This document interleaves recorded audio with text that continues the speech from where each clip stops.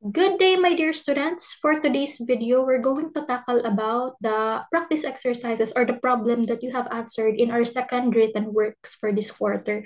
But still, it is all about the hypothesis on population proportion. So before anything else, para saan po ba ito si hypothesis testing on population proportion? So kung magbabasa po kasi kayo ng mga research materials, mga thesis, mga magazines, research articles, ang karamihan ng mga hypothesis is nakastate in 2%. Halimbawa, the claim ngaya of the scientist is that 50% ngaya or 99.99% of germs ngaya can be killed using this brand X soap. So that is still a claim. So, my dear students, tayo as a researcher, yung claim na yun, pwede pa rin naman natin yung i-test if we undergo or yun. Halimbawa, kung gusto niyo pa i-prove na yung claim na yun is tama ba or hindi, we use hypothesis testing. However, di ba yung formula natin on the last activity or on the last lesson is all about the population mean. Hindi natin pwedeng gamitin yung formulang yun kasi yun na mini-measure niya yung population mean. Yun pong problem natin or yung hypothesis natin na mga nakikita available on the materials mainly ay naka-proportion. Kaya kailangan yung formula din natin or yung test or way of testing that hypothesis should also be in proportion. So, my dear students, for example, we have this problem. So, sabi dito, it has been found that 85.6% of all enrolled college and university students in the United States are undergraduates. A random sample of 500 enrolled college students in a particular state revealed that 420 of them were undergraduates. Is there sufficient evidence to conclude that the proportion differs from the national percentage? Use a level of significance of 0.05. Now, before anything else, I would like to acknowledge the source of this problem. I borrowed this problem from the book of Alan Bluman, year 2018, entitled Elementary Statistics, a Step-by-Step Approach, 10th edition from the New York NY McGraw-Hill Education. So, sabi nga natin, di ba, before we proceed to the four-step solution ng ating hypothesis testing, ang una muna natin gagawin dito, since we are dealing with proportion, is yun pong pag-conduct ng binomial experiment. So this is because dito po kasi sa population proportion, meron tayong parang two na possible maging outcomes. So yun nga po, we have, so number one, so binomial experiment.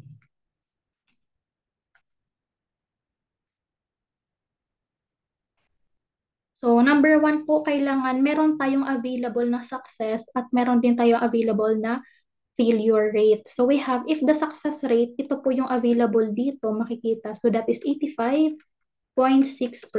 O kapag siya po yung P, ilan po ngayon yung Q?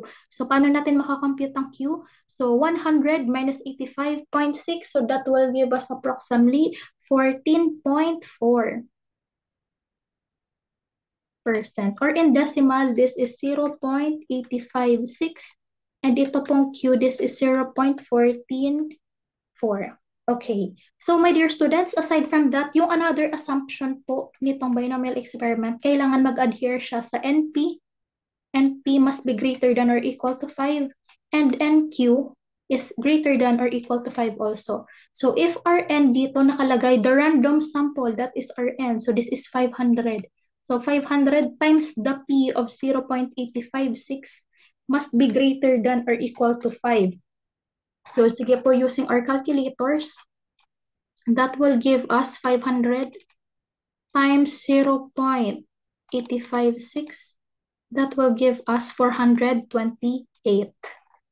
So, tatanungin natin sarili natin, is 428 greater than 5? Yes, it is. Kaya nag-adhere siya doon sa first na binomial experiment. So, yung another naman po, 500 also times 0.144. So that is 72. Ngayon, is 72 po ba greater than 75? So this is 500 times 0.44. So greater than or equal to 5. So ang result po is 72 is greater than 5. So check din po uli.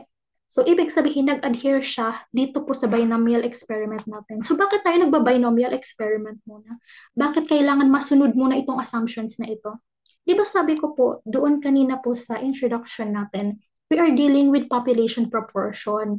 At yun po kasing population mean, buti yun, we can easily represent that problem in terms of normal distribution. However, ito pong problem na merong kinalaman sa population proportion, hindi naman po ito normal distribution curve. More like this adheres to the binomial distribution. However, kapag na-prove daw po natin na NP is greater than or equal to 5 or NQ is greater than or equal to 5 also, pwede daw natin gamitin na approximation ang normal distribution to find the value of the binomial distribution. So since ito, di ba, nag-true at true naman tayo, meaning to say, we can proceed now to the regular four-step hypothesis testing to test if this claim is acceptable or not. Okay, for our step 1, kailangan po natin gumawa ng ating hypothesis. O, yung iba po, napansin ko, hindi po gumawa ng worded na version. Lahat lang po yung symbolic version. Although I understand na karamihan po ng mga book is gumagamit na ng symbolic version kapag nagte-test. However, for the sake po na ma-master nyo kung paano gumawa ng hypothesis, is nire-require ko po muna kayo na magkaroon po ng worded na version ng hypothesis. Opo. So, before anything else po, ang una nating titignan is the problem. So, sabi dito, is there sufficient evidence to conclude that the proportion differs from the national percentage? So, meron tayong nakitang differ. So, since differs tayo, ibig sabihin po, ang goal nitong hypothesis testing na ito is the two-tailed. Opo, two-tailed hypothesis test po ito. So, ibig sabihin, ang ating symbolic po dito, the P daw po, is equal to 85.6%. Why 85.6%? Or simply pwede nyo ditong ilagay na P is equal to 0.856 yung decimal version, or pwede din naman na ito. Tapos ito po, since di ba sabi dito, differs daw po. O kung ito, this is the statement of no difference kasi nga po equal. So the statement of difference is P is not equal to 85.6. Bakit po 85.6, my dear students? Kasi diba, differs from the national percentage. What is our national percentage? It is 85.6%. So therefore, the proportion must be equal to 85.6%, or the proportion is not equal to 85.6%. Now, in terms po of the worded version, so we have the proportion of undergraduate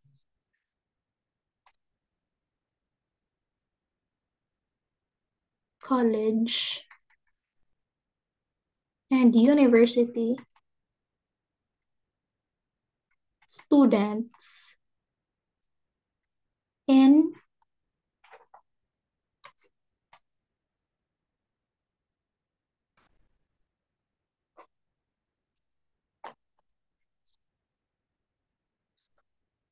the United States is 85.6%. So that is our null. So doon naman po sa alternative natin, kapag sinabi natin dito na is, kailangan pong lagyan lang natin ng not dito. So we have the proportion of undergraduate college and university students in the United States is not 85.6%.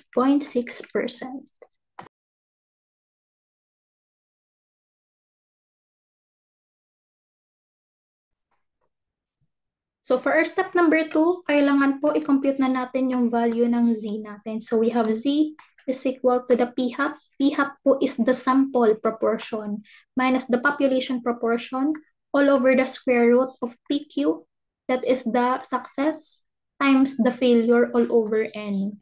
So that will give us, ito pong P hat, pwede po siya makompute as X over N. X po is yung value ng kung ilan yung nagsabi na undergraduate daw po sila all over sa kung ilan yung in-interview na college students. So we have, ito po, di ba, we have 420 yung nagsabi na undergraduate sila.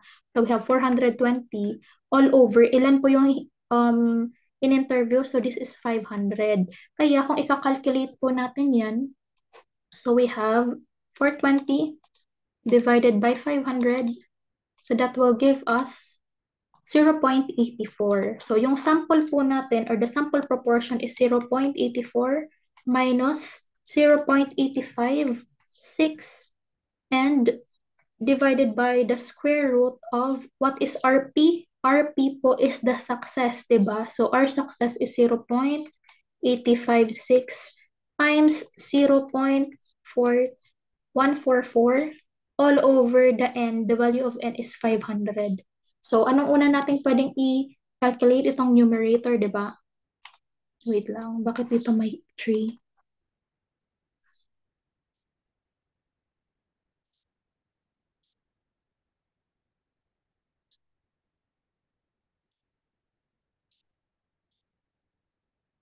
So, this is equal to 84. 0.84 minus 0.856. So, that will give us negative 0.016. So, negative 0.016 all over the square root of. I-multiply po muna natin si P up Q. So, we have 0.856 times 0.144. That will give us approximately 0.12. So, isusulat ko muna po 0.12 pero hindi ko po siya gagamitin as the value po pag kinuha ko na po yung kabuuan. Bakit? Kasi po nag-iiba-iba po yung sagot. Ang gusto po natin maging as exact as possible. Then, di ba po ito yung kinompute ko kanina? Ito yung naging result. So, divided muna natin siya by 500. So, that will give us, so approximately ito, di ba? Kapag meron tayong negative result, ibig sabihin po, to the left siya ng 4 times. So we have 1, 2, 3, 4. So ilan siya? 1, 2, 3. So ibig sabihin po, we have negative 0.016 all over the square root of, ito diba, dinivide na natin siya. So we have 0.0002. So sabi nga po natin, hindi tayo magkakaroon ng rounding off sa process, magra-round lang naman po tayo, magra-round off tayo doon sa final answer. So we have the square root of the answer that will give us 0.2 approximately. 0.2 yung gagamitin ko or isusulat ko dito po sa solution. Pero po, yung gagamitin ko sa pag-solve sa calculator is dapat itong exactly ito. So we have 0.02, so negative 0.016. So paano po natin yan magagawa? So AC po muna. So, kasi naka-record naman po yan dito sa ano natin, dito sa calculator natin. Wait, erase ko muna po ito. So, we have negative 0.016 divided by the answer. So, that will give us negative 0.02 approximately. At saka na lang po ako magkakaroon ng pag-rounding off dito sa final.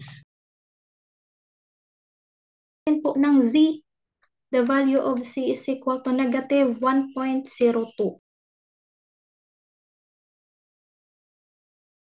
So, at saka lang po ako nag-round off dito po sa final answer. So, ang Z po natin is negative 1.02.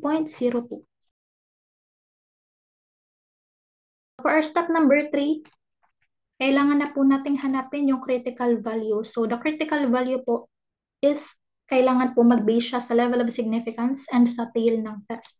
So, this is, so since di ba gumamit tayo ng unequal sign, so therefore this is two-tailed. And yung level of significance natin is 0.05. So, therefore, ang gagamitin po natin is the Z-table pa rin po lagi. Opo, tatandaan po na pag population proportion, Z-table ang gagamitin natin. So, we have 0.05 which is two-tailed. So, looking through our table po, so that is two-tailed daw po. And 0.05. So, positive, negative, 1.96. So, siya po, my dear students, yung gagamitin natin. So, we have The critical value po, or that is Z, which is 0.05 na two-tailed, is equal to positive, negative 1.96. Ang kailangan pong answer is positive, negative. Opo. Kasi ibig sabihin nito, nasa two-tailed siya. So, draw po tayo ng normal curve. So, if this is the 0, 1, 2, 3, negative 1, negative 2, negative 3, sabi daw po positive, negative 1.96. So, approximately dito at dito po. So, shade po muna natin siya para alam natin na these are the rejection regions.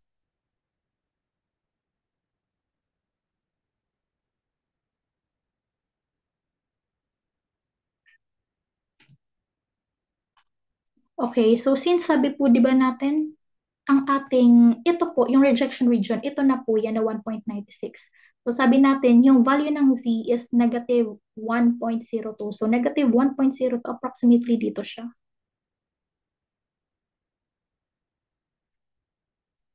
Okay, so now po, ano po yung magiging decision natin? Is it to reject the null hypothesis, to accept the null hypothesis? Di ba po, we need to accept the null hypothesis. Kasi ito pong shaded region, this is the rejection region. Kapag nasa shaded region lang po tayo magre-reject.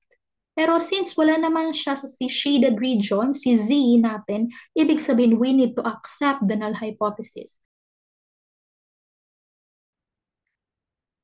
So decision natin is to accept HO. O kaya naman kapag sinabi niyo nun, do not reject the null hypothesis. When we do not reject, we accept. Opo. So we accept the null hypothesis. So therefore, our conclusion will be at the level of significance of 0.05, the evidence is enough to show that the proportion of undergraduate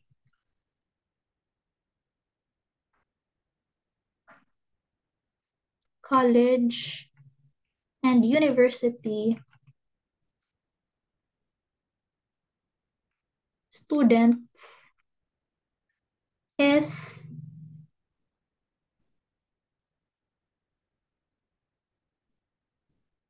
85.6%. Okay, for our problem number 2, an automobile owner found that 20 years ago, 76 of Americans said that they would prefer to purchase an American automobile. He believes that the number is much less than 76% today. He selected a random sample of 56 Americans and found that 38 said that they would prefer an American automobile. Can it be concluded that the percentage today is less than 76%? At the alpha of 0.01, is he correct? So ito, my dear students, ano lang naman siya, yung parang follow-up questions. Opo. Kumbaga, isa lang talaga yung parang ipinaparating na is it logical daw po ba na i-assume natin na less than 76% talaga yung percentage ng mga Americans na nagsasabi na mas gusto nilang binibili ang mga American automobile. So first things first, let us do the binomial experiment.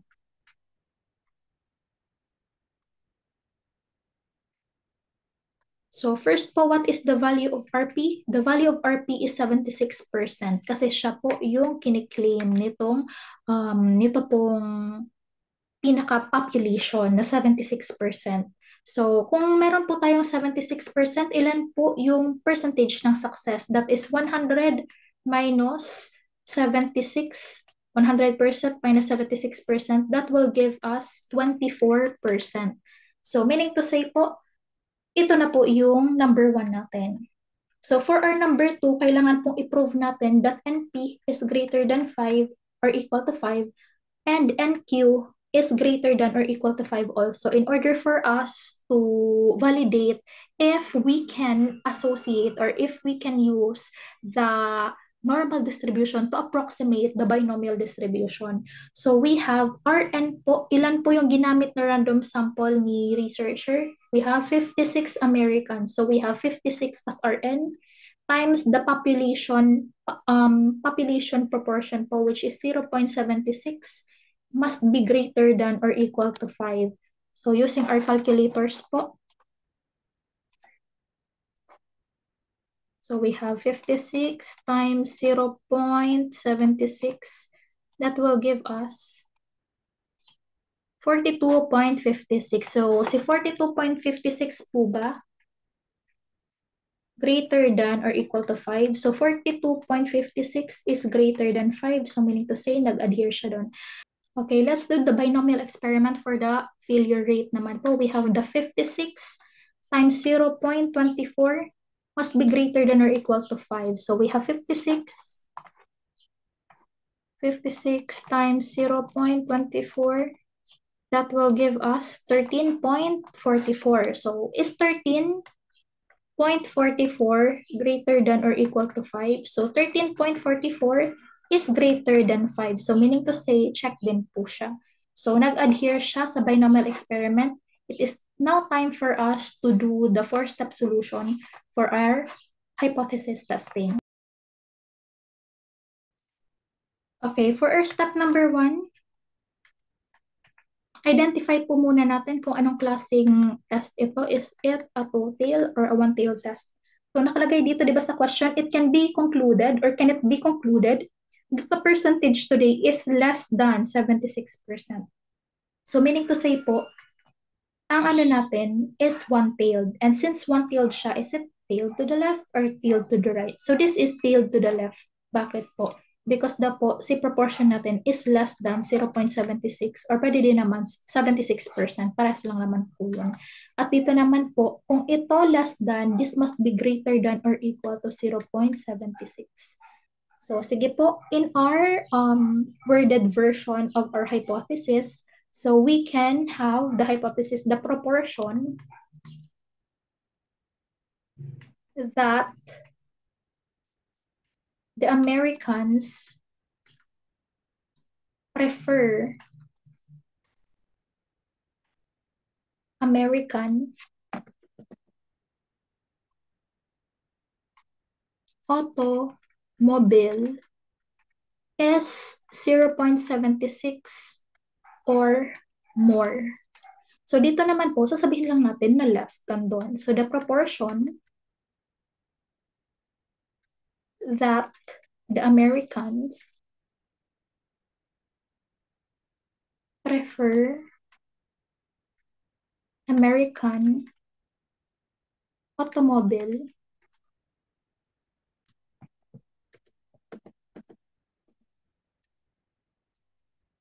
is less than 7 or 0.76. Or pwede din nyo naman nasabihin, halimbawa kung dito sinulat nyo in terms of percent, pwede din naman yun 0.76 or 76%.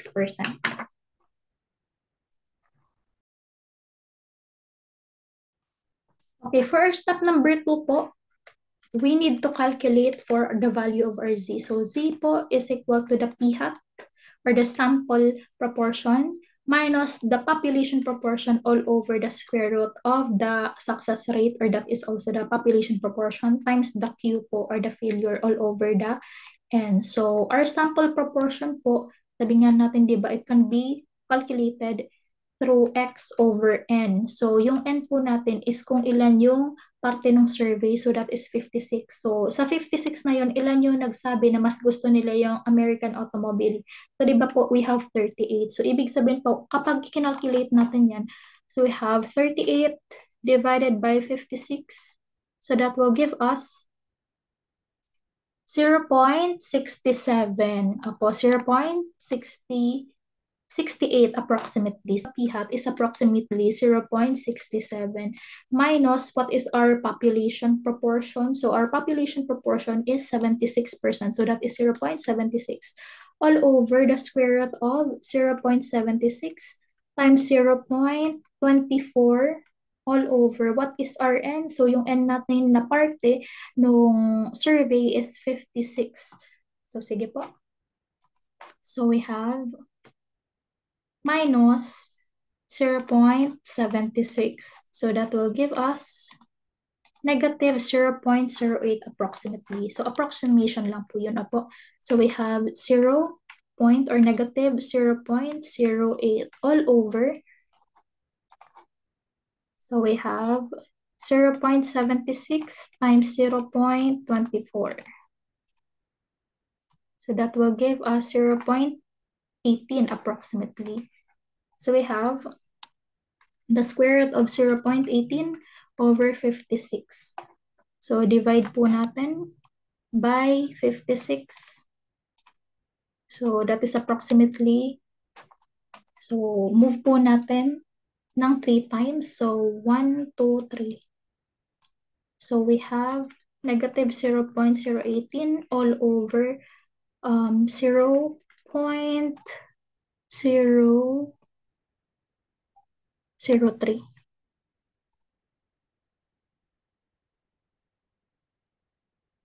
So let's get the square root of it.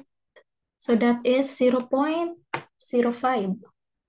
So negative 0.18 or 0.018 divided by 0.06 approximately. So ito na po yung, ito po, huwag kalilimutan na meron pa tong square root. So that will give us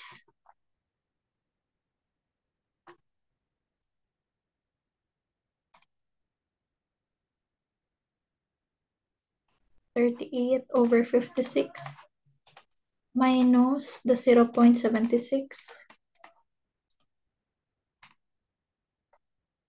minus or divided by the answer. So that will give us negative 1.43. This is our answer. This is the value of our z. So the value po of our c is negative 1.43 approximately. So check natin siya using our calculator. Pero this time, ano na, dire-diretso na. So we have 38 again over 56 minus 0.76 all over the square root of p, which is 0.76 again, times 0.24 all over 56. So, correct din naman. So, that is negative 1.43. Okay, so now, alam na natin yung value ng ating z. Ang goal naman po natin is identify the critical value. So, step number 3 po. So, sabi natin, di ba, R alpha po is 0.01. Pero yung tail ng task natin, makikita natin siya sa alternative. So, alternative po, this is less than. So, ibig sabihin left-tailed. Left-tailed siya, ibig sabihin lagi po tayo naka-negative. So, looking through our table, so 0.01, so 0.01, so dito siya 1%, and it is one-tailed. So, negative 2.326. So, ito po yung magiging critical natin. Negative 2.326.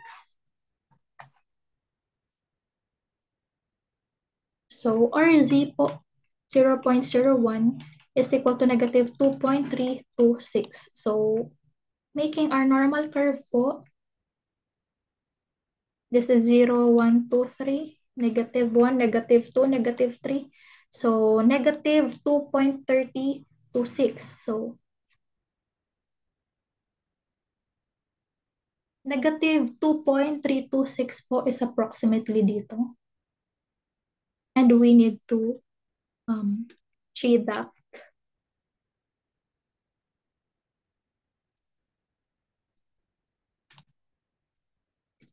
Pero si ating z na computed is negative 1.43. So negative 1.43 approximately dito siya.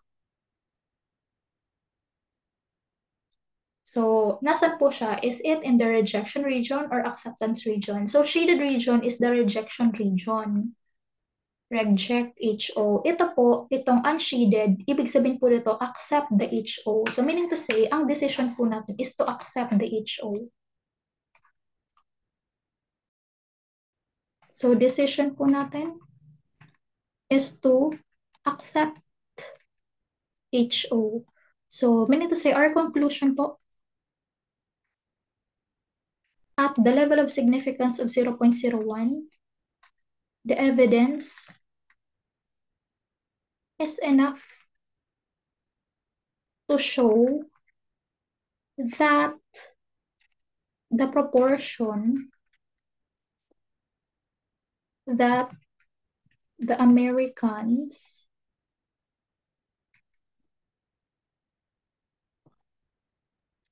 prefer American automobile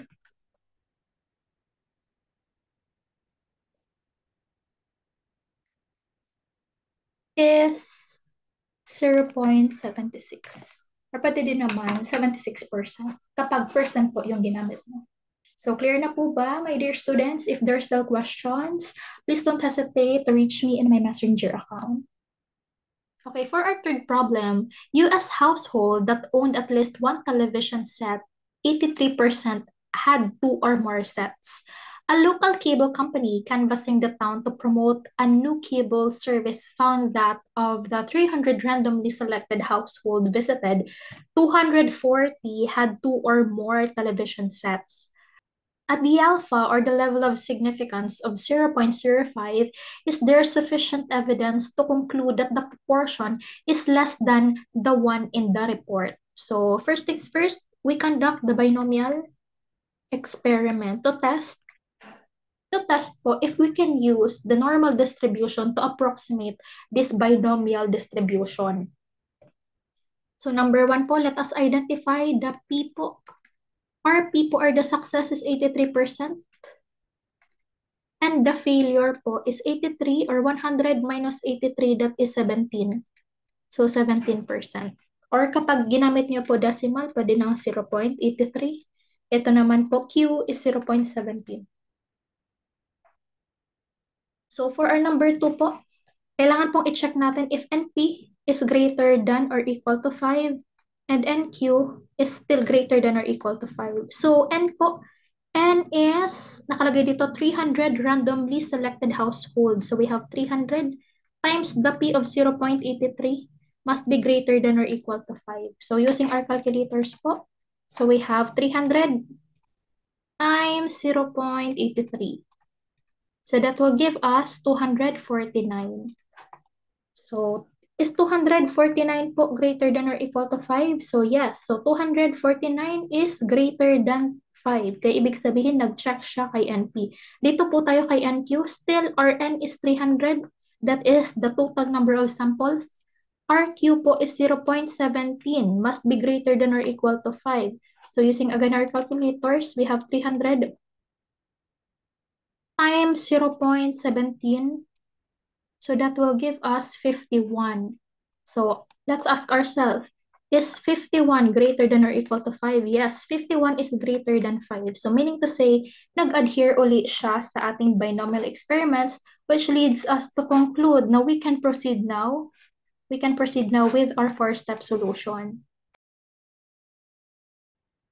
Okay, so for our step number 1 po, let us formulate the hypothesis. So for our null hypothesis and for alternative hypothesis. So nakalagay dito, at level of significance of 0.05, is there sufficient evidence to conclude that the proportion is less than the one in the report? So still less than, diba? So meaning to say, RP po, RP is less than 0.83.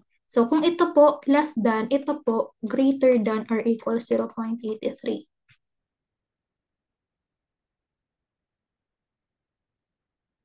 So for our worded version, the proportion that US households have two or more television sets is 0.83 or more. So dito naman po, the proportion that US households have two or more television sets is less than 0.83. So, clear po ba? So, for our step number 2, let us now find for the value of z, which is equal to the p hat or the sample proportion minus the population proportion all over the success times the failure all over n.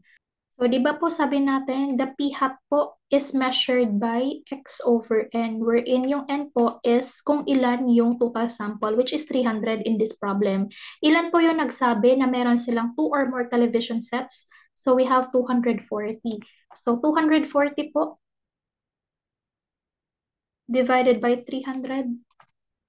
So, that will give us 0.80. So, dito po ilalagay natin 0.80 minus 0.83 kasi siya po yung P natin as given po dito sa problem. So, the square root of 0.83 times what is RQ? RQ po is 0.17 all over 300.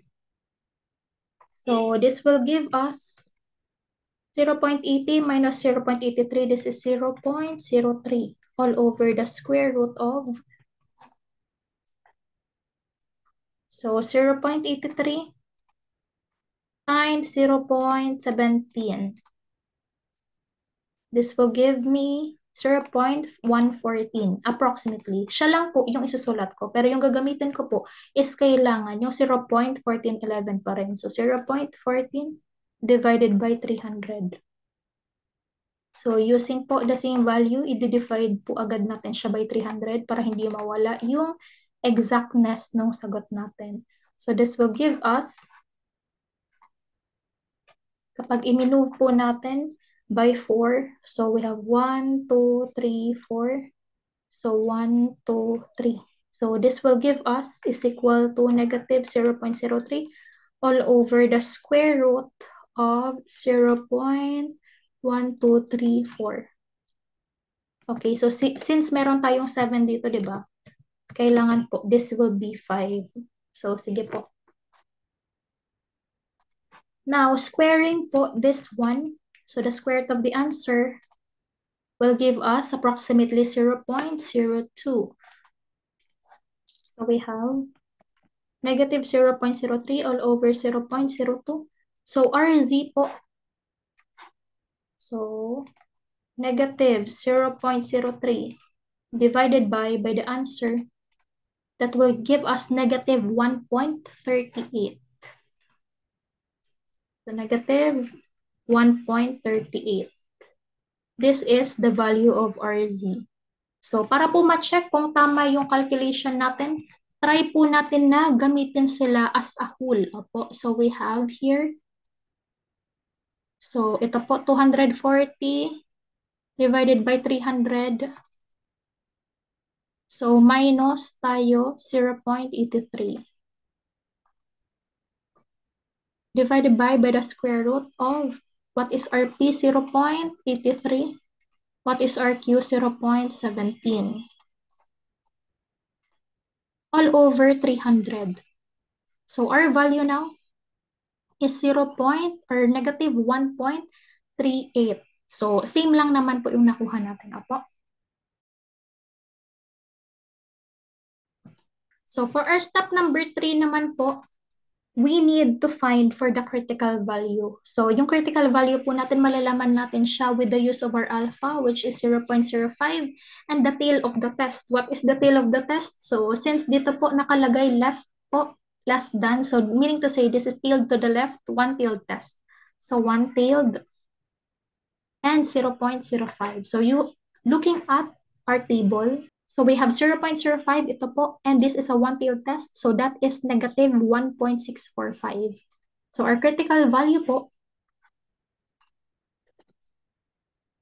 the z daw po at 0.05 is equal to negative 1.645. So, pag nagkaroon po tayo ng normal curve, so this is 0, 1, 2, 3, negative 1, negative 2, negative 3. Negative 1.645, so approximately dito siya.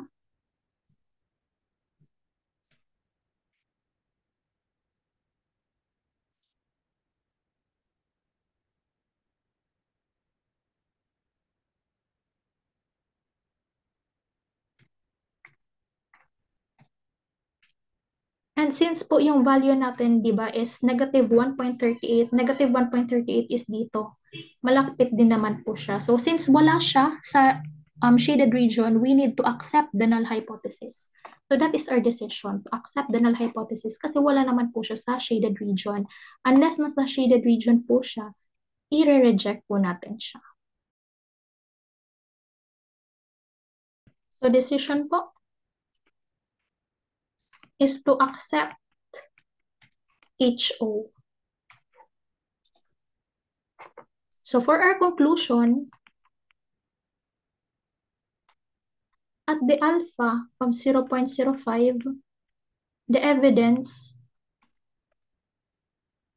is enough to show, o pwede din naman na to support, that the proportion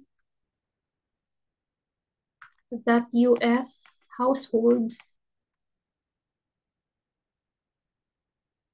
have 2 or more television sets is 0.83 or more.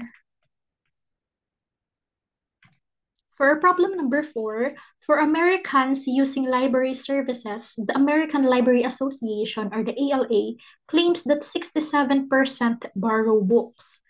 A library director feels that this is not true, so he randomly selects 100 borrowers and finds that 82 borrowed books. Can he show that the ALA claim is incorrect? Use the level of significance of 0.05.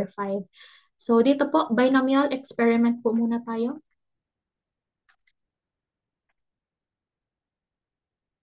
So we have number 1, the value of RP is 67%.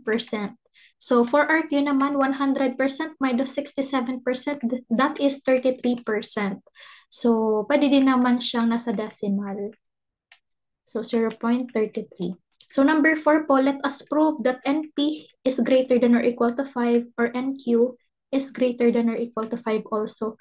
So pag na-prove natin yan, ibig sabihin we can use the normal distribution to approximate the binomial distribution. And thus, we can proceed to the first-step solution. Pag hindi po ito na-prove correct, ibig sabihin po, hindi po z-test yung gagamitin natin. We will use other statistical method, maybe a non-parametric method, kasi ibig sabihin, the sample is not large enough to suffice the central limit theorem para po makakonclude tayo about its normality. Clear po ba? So now, we have the N. What is our N here? So, ilan po yung ginamit na sample ni director? So, we have 100 borrowers. So, 100 po times 0.67 must be greater than or equal to 5. So, 100 times 67. So, this is 67 lang naman. Greater than or equal to 5. Is 67 greater than or equal to 5? 67 is greater than 5. Kaya ibig sabihin, correct din siya. For our NQ naman po, same lang, 100 times 0.33 must be greater than or equal to 5. This is 33 must be greater than or equal to 5. So 33 is greater than 5. So correct pa rin naman po siya. Okay, for our step number 1 po, we need to formulate our HO and our HA. So for our HO po, hanapin po muna natin kung ano yung sinasabi nitong problem. Can he show that the ALA claim is incorrect? Pero sinasabi niya, wala naman siyang sinabi kung less than or greater than. Sinabi niya lang na feeling niya, hindi yung totoo. So, ibig sabihin, since hindi naman specified na yung kiniklaim ni director, which is the researcher, is greater than or less than, meaning to say, we will use the two-tailed test. Kasi wala namang specified yung less than or greater than. So meaning to say, our proportion is not 0.67 and ito naman po, our proportion is equal to 0.67. So now, let us formulate the worded form. So the proportion of the Americans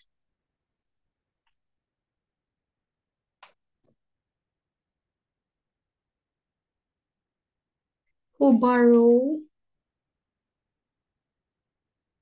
books is 67%. Or kung decimal yung ginamit nyo, 0.67. So, dito naman po, ang sasabihin lang natin, not 67. The proportion of the Americans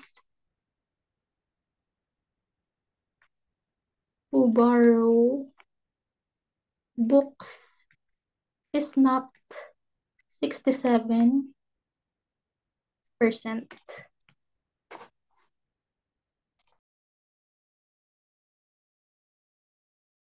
So for our step number 2, let us find the value of RZ. So that is the p hat minus the population parameter or population proportion all over the p times q all over n. So that is si p hat po natin. So ilan po yung ginamit na respondent? So we have 100. Ilan po yung nagsabi or ilan po yung nanghiram ng libro? So 82.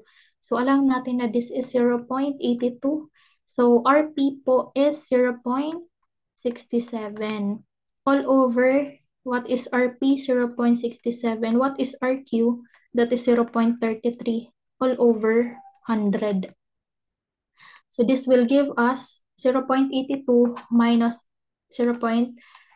0.82 minus 0.67.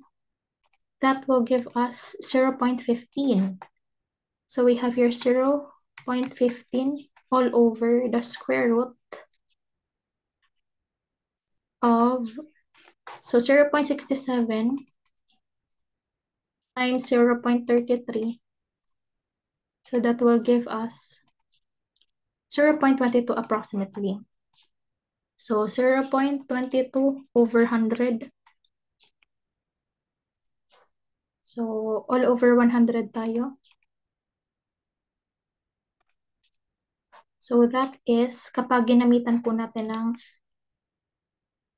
1, 2, 3. So that is equal to the square root of 0.002. And this is 0.15.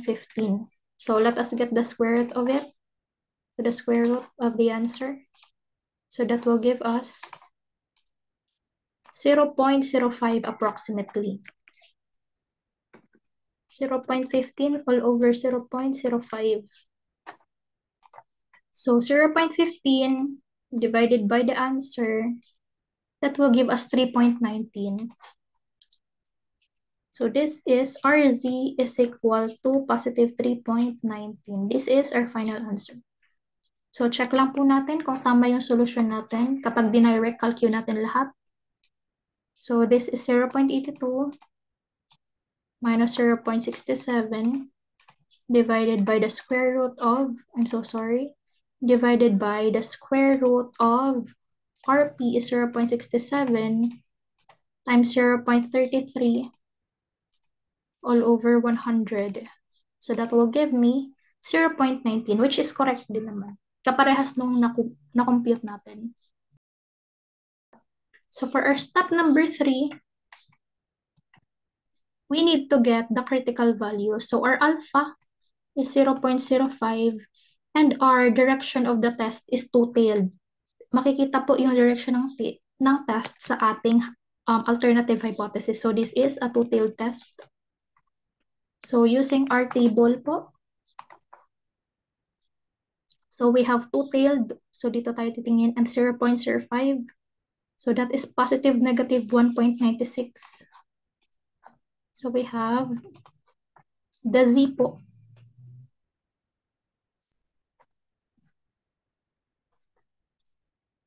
So we have the Z at 0.05 is equal to the positive negative 1.96. So to plot it in our table, ang isi-shade lang po natin si positive negative 1.96. So this is 0, 1, 2, 3, negative 1, negative 2, negative 3. So positive 1.96 approximately dito siya. So si negative 1.96 approximately dito siya. So let us shade that.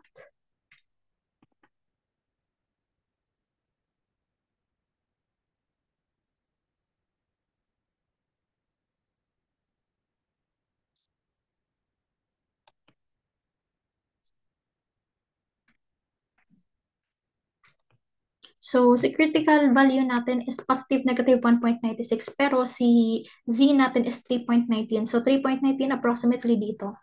So, kung makikita nyo, nasa shaded region siya. So, meaning to say, we need to reject the HO. So, that is our conclusion. We need to reject the null hypothesis. So, our decision po is to reject HO. And since we reject the HO, we accept the alternative hypothesis. So for our conclusion, at the alpha of 0.05, the evidence is enough to support that the proportion of Americans who borrow books is not 0.67 or 67%.